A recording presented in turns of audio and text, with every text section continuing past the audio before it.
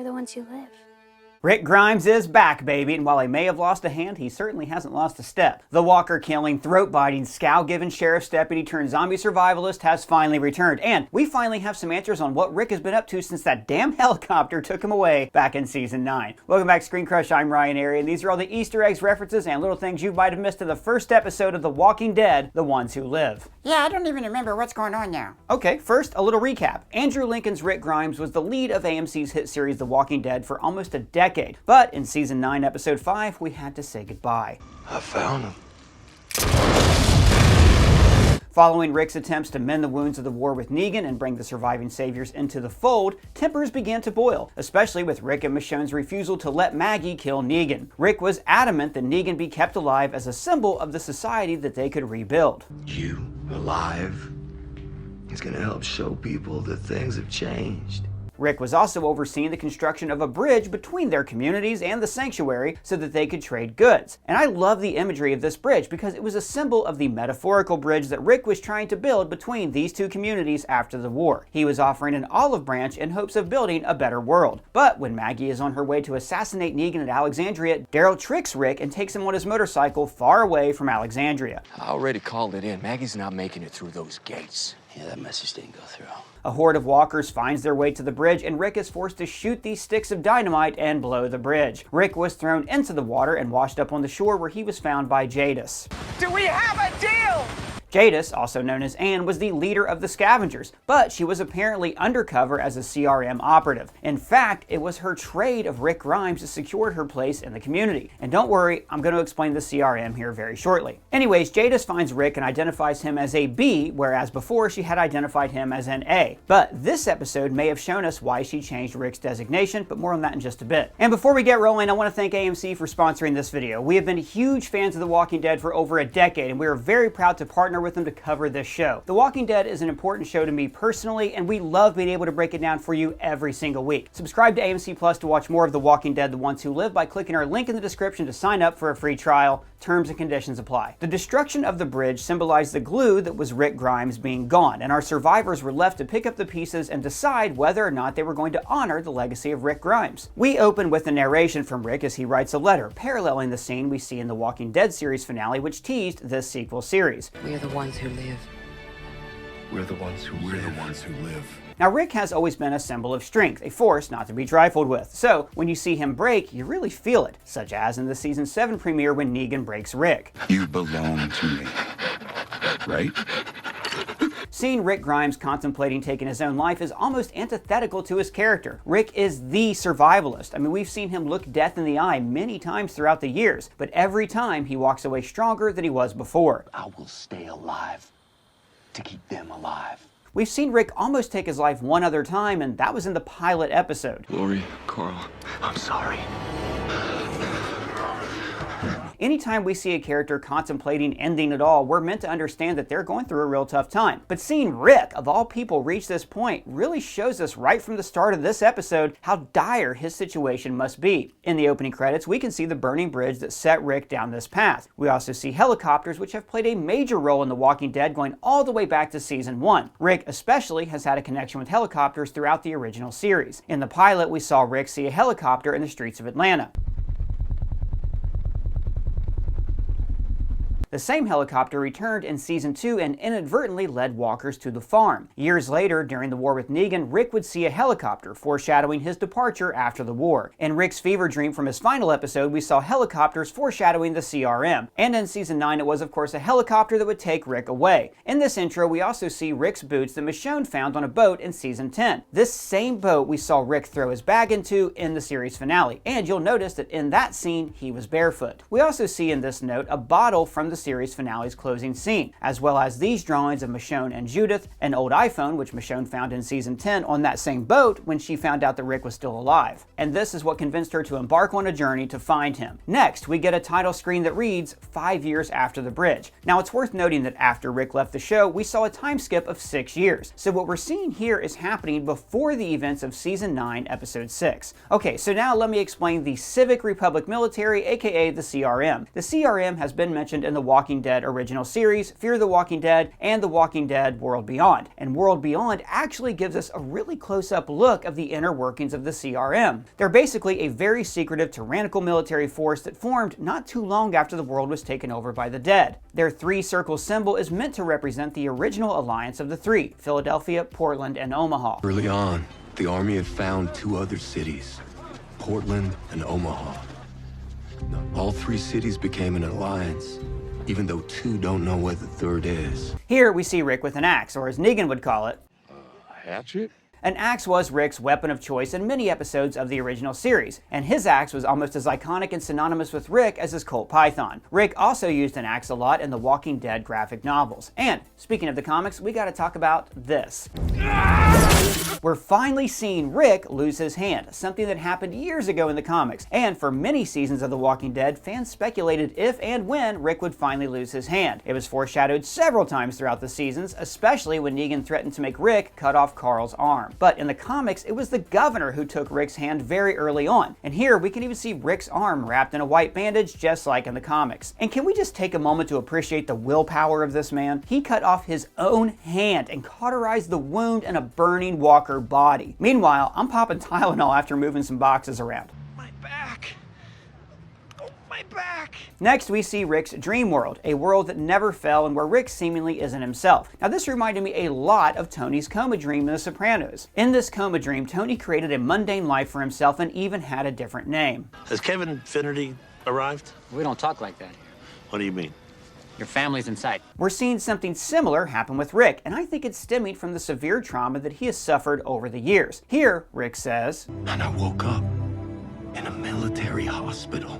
mirroring how he woke up in the hospital in the pilot, a hospital that had been ravaged by military forces and the dead. We hear Rick mention that they're using walker bodies for energy, a reference to another Walking Dead spinoff, Negan and Maggie's show, Dead City, where we saw walkers being used to create liquid fuel. The whole island will become our sanctuary, fueled by the death in its bowels. When Rick is killing walkers at the gates, it mirrors how they used to kill walkers at the fence surrounding the prison in seasons 3 and 4. Oh, and I love this line. Should've got you a gift.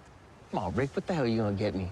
A scowl? If there's anything Rick is famous for, it's his stink eye. Careful. Careful how you're looking at me, Rick.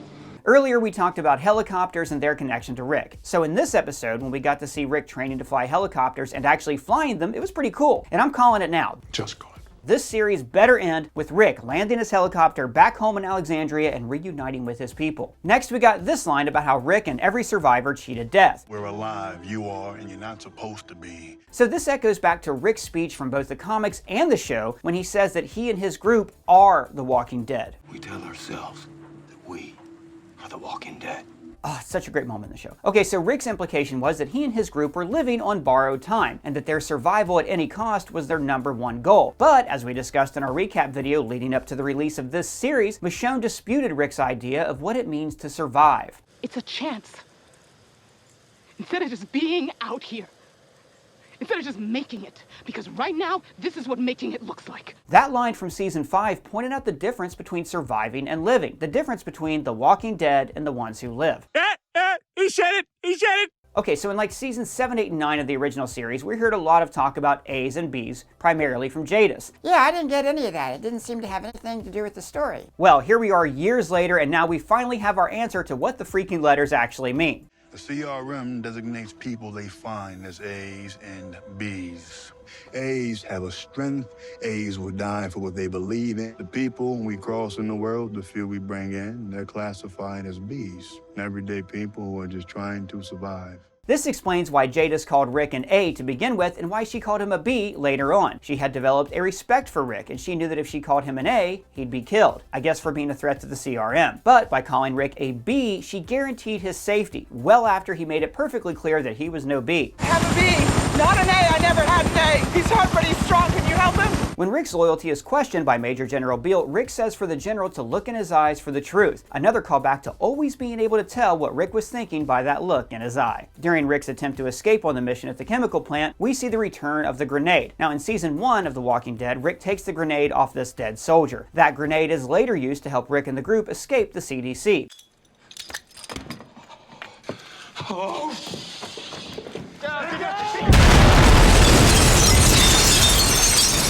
Now it's fitting that we're seeing the return of a grenade to help Rick escape. In the season 1 finale, Dr. Jenner thought that he knew what was best for Rick and his family. He made that choice for them, that they would stay there with him and die. But Rick convinces Jenner that they deserve a chance, and this parallels the theme of choice and freedom that we hear discussed in this episode. They put me on a leash when we went out into the world. I couldn't get away. I couldn't get back to you. I was trapped. You think I went what I went through? Did what I did to let anyone choose anything from me? People can't leave.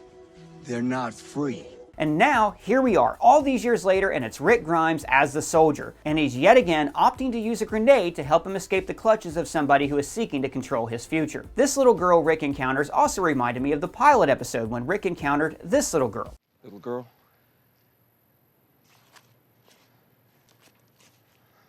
Next, we hear Okafor mention Rick's note in a bottle from escape attempt number 3, the same escape scene that we saw in the finale of The Walking Dead. I think of the dead all the time. I think of the dead all the time. So, Okafor learns about Michonne and Judith after finding Rick's letter, but there's no mention of Rick and Michonne's son, RJ, and that's because Rick has no idea that he has a son. RJ wasn't born until after Rick was taken. And my dad? And I want to really quickly take an opportunity to say how great it is to hear Rick Grimes throwing the F-bomb around. Move up the who knows? In The Walking Dead Season 4 finale, we got this great moment from Rick. They're with the wrong people. But they changed it to this for the broadcast version. They're screwing with the wrong people.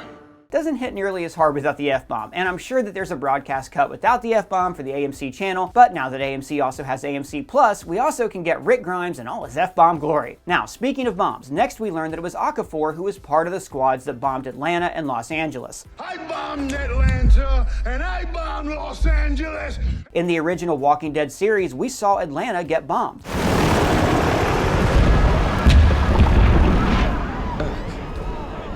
But this LA bombing was in reference to the Fear the Walking Dead series, which early on took place in LA. Now, when we saw Rick dreaming about this house on fire, I thought he was dreaming about Alexandria being destroyed after Okafor threatened to kill everybody he loved if Rick ever went back. But as we find out later, this was actually Rick's childhood home, and it was his father who started the fire in an attempt to save them from financial disaster. This is one of the very few times we've heard Rick talk about his childhood or his father. In fact, the only other time I can think of is this moment from season 2. I wish I had something better to say, something more profound. My father was good like that. So now we're caught back up with where the episode started, Rick contemplating taking his own life. We hear Rick say how if he were to die, there'd be nothing after. This is a reminder that Rick was never a religious man, a callback to his conversation with Herschel on faith. Last time I asked God for a favor and stopped to admire a view, my son got shot. I try not to mix it up with the Almighty anymore. So guys, while watching this episode, it kind of dawned on me that Rick hasn't been gone a year, not 2 years, not 3 years, but 5 years. And while a bond like the one he and Michonne hold is really hard to break, I did kind of start to wonder when Rick would accept that he wasn't going to see his family again. And then, that moment came. This is my last one. The last letter I write to you that you'll never see. Rick reveals that he no longer sees the faces of those he left behind, and this is a reference to his letter from the third escape when he said that he saw them every day. I think of the dead all the time. Their faces. I don't see the dead anymore. Rick has reached a point where they are beginning to fade. Despite his efforts not to, he has started to move on. But then we cut to the present day after the events of The Walking Dead's final season and after this shot of Michonne in the finale. There was a lot of speculation as to what Michonne was doing here in this new attire, and I think we're going to learn more about the group Michonne has been traveling with in the upcoming episodes, the group that just brought down these CRM copters. Rick and Michonne are reunited at last, and I gotta say I was a little surprised the two have been reunited in the first episode. I didn't think we'd see them meet again until like halfway through the season. I thought a big chunk of this season would be about Rick and Michonne finding each other, but with their reunion having already happened, I am very excited to see what this season has in store for us, and how these two characters will use their combined strength to escape the clutches of the CRM and to get back home. So guys, there's our breakdown for the season premiere of The Walking Dead, The Ones Who Live. Big shout out to the writer of this video, Mr. Colton Ogburn, the guy who's trapped eternally in our television but doesn't know it, so please don't tell him. You can find his Twitter link below. And guys, let us know your thoughts on the episode down in the comments or at me on Twitter, and if it's your first time here, please subscribe and smash that bell for alerts. For ScreenCrush, I'm Ryan Airy.